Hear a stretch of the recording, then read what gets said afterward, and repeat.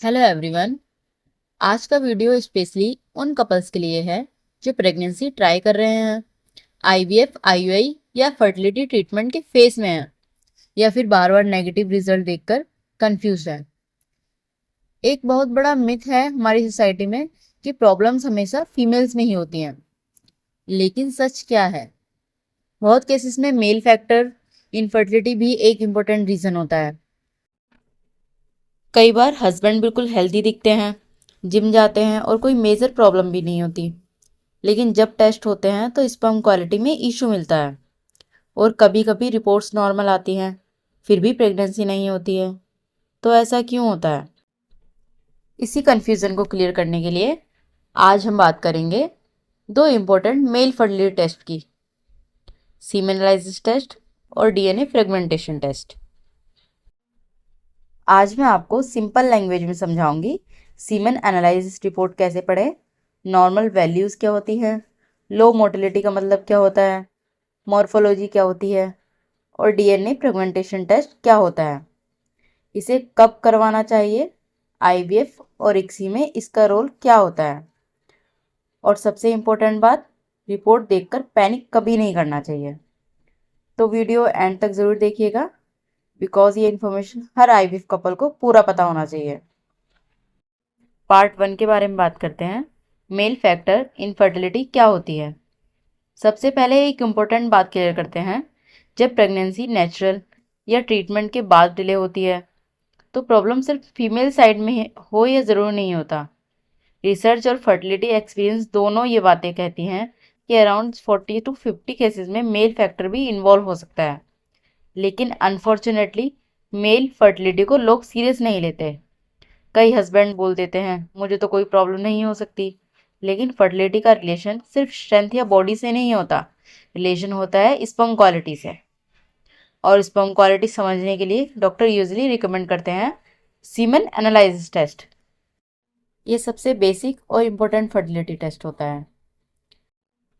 अब हम बात करेंगे पार्ट 2 के बारे में, सीमेन एनालिसिस टेस्ट क्या होता है। सिंपल लैंग्वेज में समझे तो सीमेन एनालिसिस एक टेस्ट होता है जिसमें स्पर्म को माइक्रोस्कोप के थ्रू एनालाइज किया जाता है।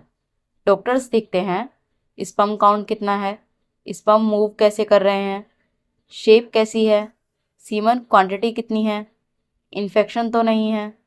बहुत लोग सिर्फ एक चीज़ देखते हैं कि काउंट नॉर्मल है या नहीं और सोचते हैं सब परफेक्ट है, लेकिन रियलिटी ये है कि फर्टिलिटी सिर्फ स्पर्म काउंट पर डिपेंड नहीं करती।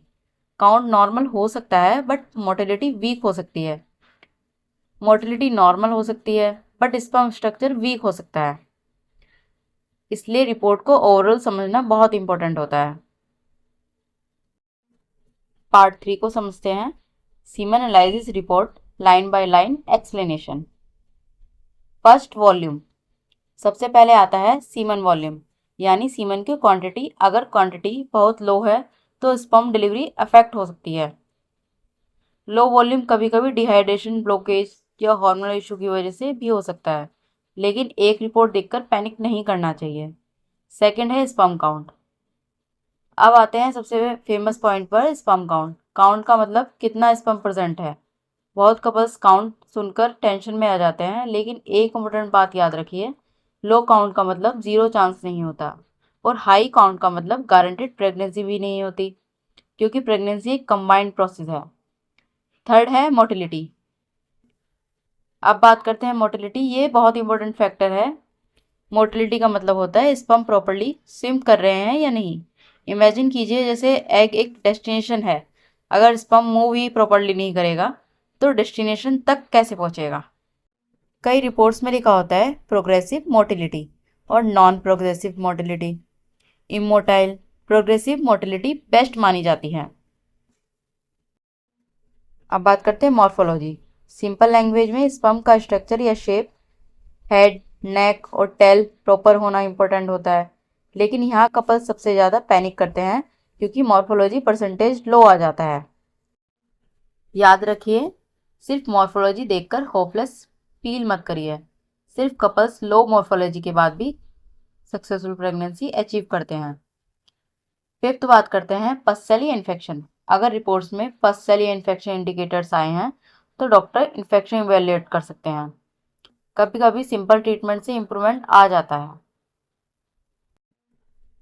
अब तक अगर आपको लग रहा है कि सीमन रिपोर्ट नॉर्मल है तो सब परफेक्ट है, तो अब वीडियो का मोस्ट इम्पोर्टेंट पार्ट मैं आपको नेक्स्ट वीडियो में कवर करूंगी, DNA fragmentation test.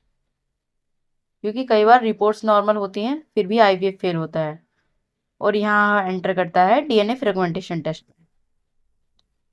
I hope ये वीडियो आपको पसंद आया हो। Make sure you subscribe and turn on notification.